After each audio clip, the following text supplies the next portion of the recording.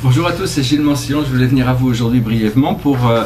adresser un ou deux petits points, des questions qui m'ont été posées aussi, qui sont assez générales et qui peuvent être utiles à tous par rapport à tous ceux qui cherchent à manifester des choses grâce à l'intention. La première chose, c'est qu'il vaut mieux se concentrer sur le résultat final plutôt que les étapes intermédiaires. Bon, dans la vie matérielle, il faut passer d'un pas après l'autre pour y arriver, mais d'un point de vue psychique, c'est plus facile d'aller directement au résultat. C'est comme si on désire quelque chose, c'est toujours plus facile de concrétiser cette vision de manifestation de la chose en question plutôt que de devoir manifester les ressources matérielles ou l'argent qui pourrait permettre de le faire, disons que parce qu'il y a peut-être des moyens d'y arriver. Donc ça, c'est important de toujours essayer pas se projeter, mais de garder le focus, l'attention sur ce qui est voulu et ce qui est le résultat final de ce que l'on recherche, plutôt que toutes les étapes intermédiaires qui, si on est vraiment concentré sur le résultat final, toutes les étapes intermédiaires vont se mettre en place pour y arriver, une fois qu'on a assez de confiance et de foi et qu'on sait que c'est le bon moment. Pour nous, c'est quelque chose qui correspond à quelque chose de réel pour nous,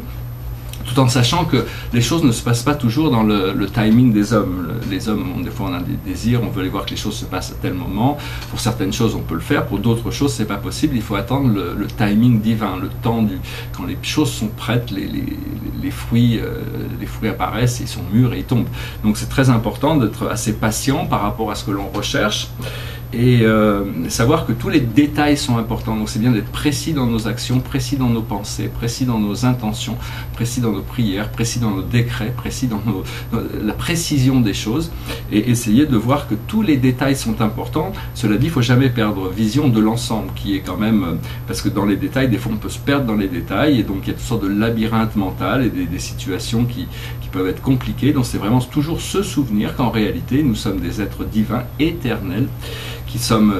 là en mission d'évolution pour apprendre des choses, pour partager des expériences du monde physique, parce que là où on ne peut pas avoir cette expérience de toucher, on peut pas avoir, il y a plein de choses qui n'existent pas dans les autres dimensions, et donc c'est une expérience qui est quand même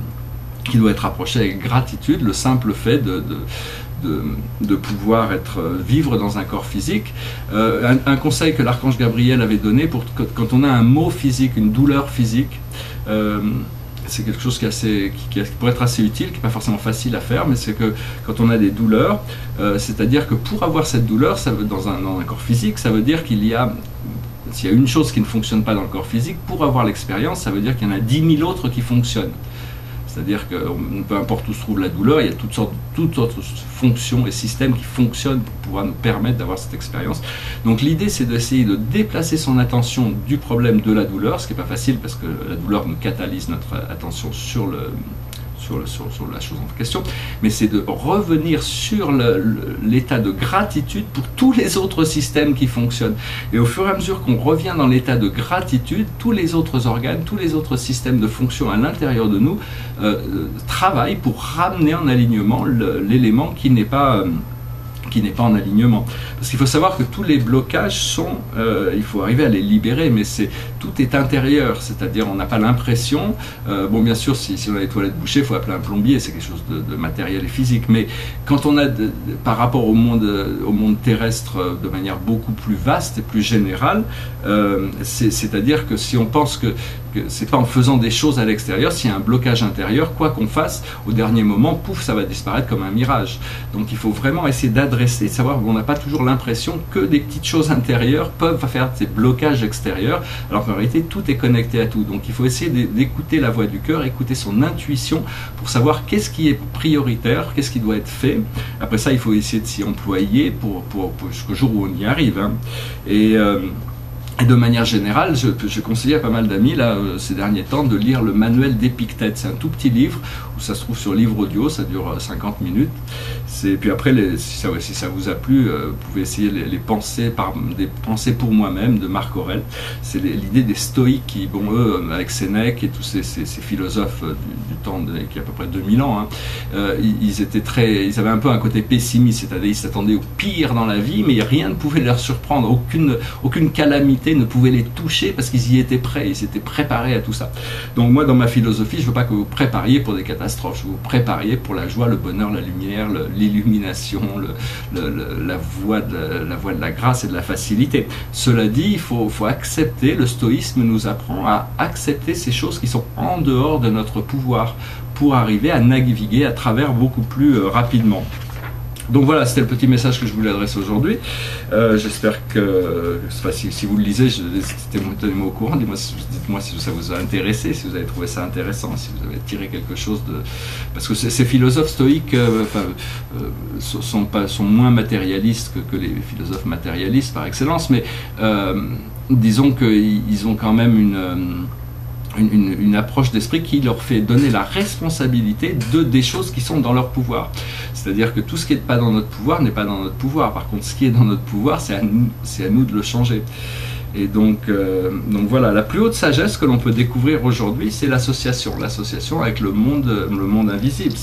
C'est s'associer avec le Créateur, avec le monde invisible, savoir qu'on est connecté. Et pour connecter télépathiquement avec les mondes invisibles, déjà il faut savoir que ces choses sont possibles, il faut savoir qu'on a la possibilité de le faire, il faut savoir qu'il y a des êtres invisibles ou d'autres dimensions qui peuvent communiquer avec nous, et puis il faut avoir déjà assez d'espace dans notre esprit conscient pour pouvoir recevoir ces idées clairement. Donc ça prend un petit peu de temps, parce qu'au début on a tout le temps notre esprit occupé. Donc souvent ces choses se passent pendant les rêves ou entre le sommeil et l'éveil. Il y a des moments de lucidité, c'est ces moments où vraiment, quand on est en état de non-résistance, qu'on peut recevoir les messages les plus clairs qui viennent de ces autres dimensions, tout en sachant qu'il n'y a pas de limite dans notre possibilité psychique de communiquer avec les autres dimensions. Peu importe,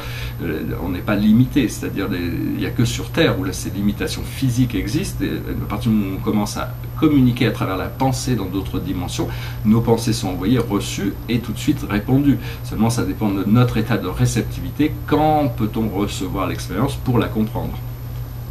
Ce que l'on doit comprendre justement, c'est le lâcher-prise. C'est arriver à lâcher prise sur toutes nos croyances, sur tout ce que l'on pense être vrai. Au plus on sait qu'on ne sait pas, au plus on se rapproche de la vérité, au plus notre esprit devient vide, et donc au plus on peut recevoir à chaque moment de nouvelles informations, de nouvelles sagesses, de nouvelles émotions positives, toutes ces choses se révèlent progressivement. Bon, on retrouve un peu les mêmes cartes qu'il y avait l'autre jour, je suis désolé, et donc ce que l'on doit faire, c'est le karma. C'est-à-dire on doit libérer son karma grâce à l'amour, on doit s'accepter soi-même, s'aimer soi-même, ne pas regretter, ne pas éviter de regretter, de tomber dans la mélancolie, de tomber dans le jugement de soi-même, ou le jugement des autres, et tout ça, c'est ça qui crée le karma, mais à partir du moment où l'amour devient dominant, le karma s'efface naturellement. Et le message général pour nous, c'est la destinée. C'est-à-dire, il y a vraiment ce pont qui va nous permettre d'avancer vers la destinée, vers la libération, vers l'état de conscience qui ne sera plus, où tous les voiles des illusions auront pu se dissoudre, et on pourra voir que tout ça n'était qu'une illusion. Le monde terrestre est fait de contrastes et d'opposés, ce qui est une sorte de force qui s'oppose et qui se contradit continuellement pour aider l'évolution. Mais à un moment donné, on retourne à la source, on retourne à l'un, et on n'est plus, on peut voir le yin et le yang d'être complètement incorporés, intégrés, que les deux facettes sont parfaitement harmonieusement intégrées les unes avec les autres. C'est quand on se sépare de cette connaissance que la vie nous reflète des contrastes qui correspondent à des choses qui étaient inattendues par rapport à ce qu'on recherchait. Donc voilà, c'est accepter cet état naturel d'amour, de lumière, de divinité, et au plus on peut se reposer dans cette énergie, se reposer dans cette connaissance, dans cette absence de besoin de tourner vers le passé ou le futur, au plus on peut ralentir toutes nos pensées progressivement, et puis tout d'un coup les choses peuvent accélérer très très vite, une fois qu'on commence à reprendre nos pouvoirs personnels et savoir que c'est nous qui conduisons le flot de notre vie. On n'est plus en train de subir les actions subconscientes qui viennent du passé, mais on est à la cause et à l'effet, c'est-à-dire tout ce qui vient de nous passer, on a le pouvoir de dire non, je veux quelque chose d'autre dans le futur, donc on efface ça et on recommence quelque chose d'autre avec des causes supérieures, avec des causes meilleures, tout en sachant bien que il est toujours bien de toujours demander les choses pour le plus haut bien de tous. Parce que quand on demande pour le plus haut bien de tous, ça inclut notre plus haut bien, au-delà de notre conscience présente, le plus haut bien de tous les êtres qui sont dans la situation, plus